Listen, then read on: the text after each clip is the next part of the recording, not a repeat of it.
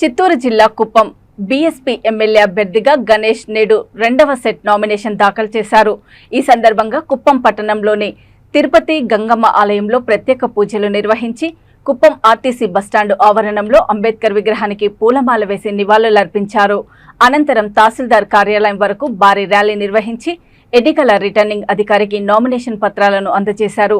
ఆయన మాట్లాడుతూ రాబోయే ఎన్నికల్లో కుప్పం ప్రజలందరూ తనకు ఓటు వేసి గెలిపించాలని కోరారు. ఈ కార్యక్రమంలో బీఎస్పీ నేతలు పాల్గొన్నారు.